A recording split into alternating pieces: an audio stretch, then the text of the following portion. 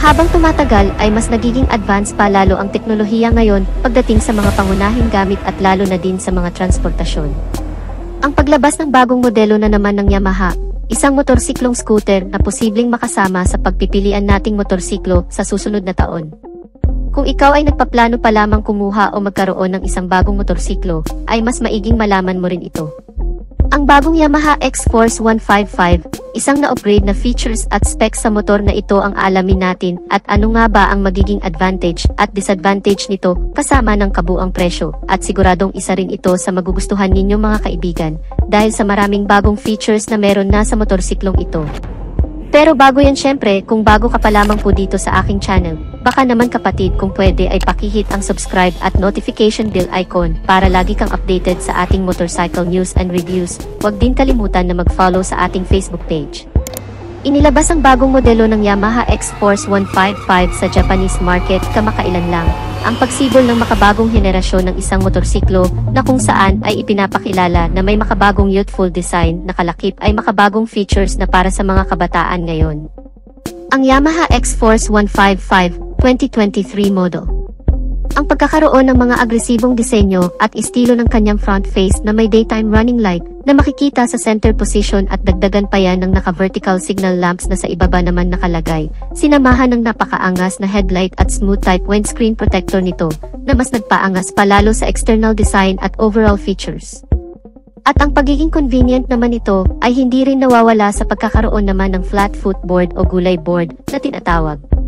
Unlike kasi sa ibang unit ng Yamaha, tulad na lamang ng Yamaha Aerox, Yamaha NMAX na may central spine na lagayan ng gasolina, so ang kagandahan naman ng motorsiklong ito ay magkakaroon ka pa ng space na pwedeng paglagyan ng mga gamit o bagay na hindi nakasya sa kanyang compartment storage, at samahan pa yan ng comfortable seats platform na may makapal na foam na parang nakaka-relax namang tingnan. At ang rear portion naman nito makikita ang compact LED na tail light nito na may pagka-modern looks na, at sa pamamagitan nito ay lumalabas ang pagiging premium at pagiging elegante ng motorsiklong ito. Naka-halogen bulb naman ang iba pang mga ilaw nito, kagaya ng sa headlight, daytime running light, position light at turn signal lights. In terms naman sa mga features pa na meron sa motorsiklong ito, ang instrument cluster ng motorsiklong ito ay naka-LCD display. Ang kagandahan naman ito ay may kasama na itong Bluetooth connectivity, na kung saan ay pwede mong ikonekta ang cellphone mo dito, lalo na kapag ikaw ay nagda-drive at may inaasahan kang importanteng tawag or text message, ay mas mabilis mo makikita ang notification sa screen ng instrument cluster nito kapag may na-receive na call or text ang cellphone mo. Kaya mas magiging kampante ka na wala kang mamimiss na mahalagang bagay o mensahe mula sa cellphone mo. Meron rin itong WayConnect system ng Yamaha. Ang sistemang ito na kung saan ay mamonitor mo ang maintenance recommendation mula sa motorsiklong ito at ibang aktibidad maging kanyang last parking location. Bago lang din ito na sistema ng Yamaha na kung saan nagagamit na rin sa ibang modelo nito. At bukod pa dyan ay may kasama na rin itong USB port charging system na po pwede na rin mag-charge ng cellphone habang ikaw ay nagda-drive. Karagdagang convenient din naman dahil kapag alam mong lowbat ka na ay hindi mo na kailangan pang mag-stop over sa mga charging station dahil makakapag-charge ka na rin dito mismo sa motorsiklo. At syempre kung napaka-convenient nito ay hindi naman nawawala ang pagiging safety naman ng motorsiklong ito. Dahil pagdating sa kanyang mga safety features ay siguradong mapabibilib ka rin. Ang pagkakaroon ng advantage sa safety features din kasi ang hinahanap ng marami, lalo na kung ikaw ay baguhan pa lamang sa pagmamaneho ng motorsiklo. Ang pagkakaroon nito ng naka-dual channel ABS sensor, ang isa rin sa ipinagmamalaki ng motorsiklong ito na kung saan ay mas magiging confident ka na rin kung mapatakbo mo man ng napakabilis at bigla mong napindot ang brake lever nito, ay safe na makakapag-brake nang hindi ka tumatalsik o ma-out of balance. At hindi lang yun, isa pang karagdagang sa safety features nito ay ang traction control system naman. Tama po kayo nang naririnig, ang motorsiklong ito ay equipped na din sa makabagong safety features na ito, na kung saan ay magagamit mo naman sa mga kurbadang kalsada, madudulas at matubig na lugar, o kaya naman sa malulubak, dahil sa pamamagitan nito ay may iwasan ang pagkadulas o pagkasemplang dahil binabalansin nito ang ikot ng dalawang gulong sa harap at sa likod. Kaya mas magiging panatag ka pa habang ikaw ay naglulong ride.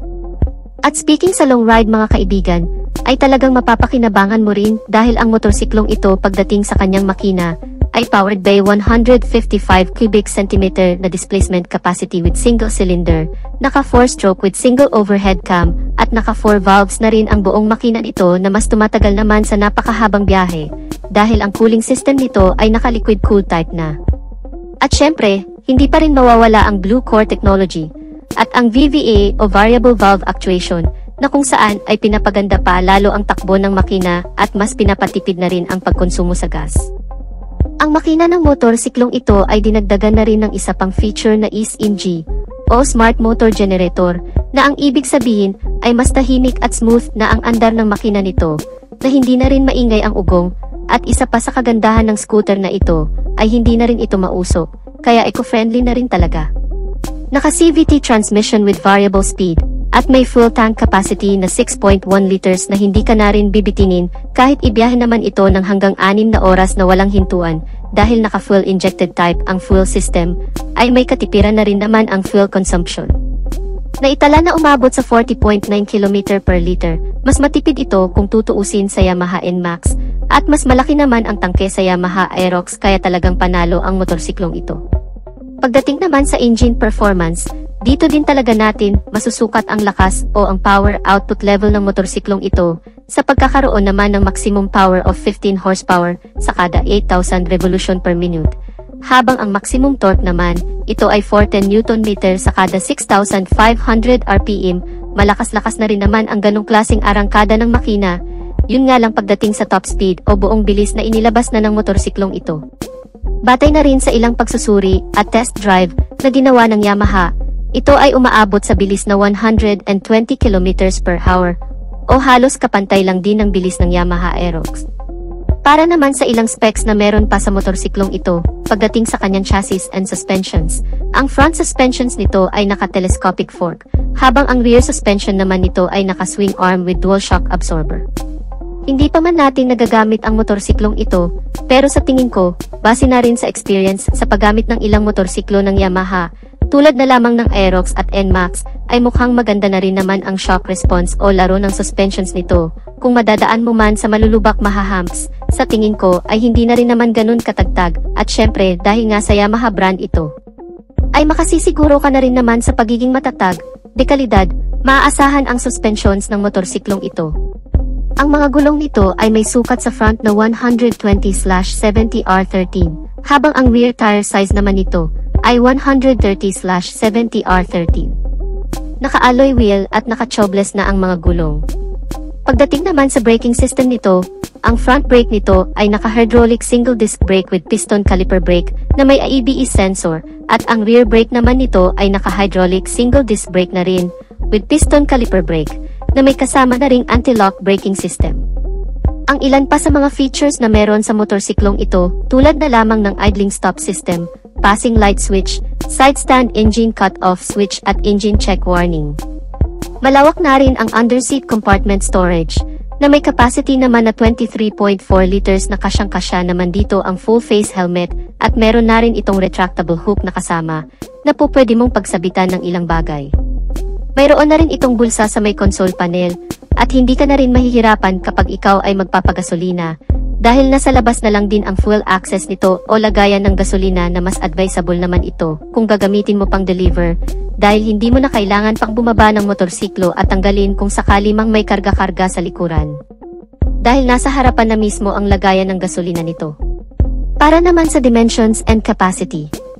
Ang buong haba ng motorsiklong ito ay nasa 1,895 mm, may kabuang lapad ito na 760 mm, at may kabuang taas naman na 1,120 mm.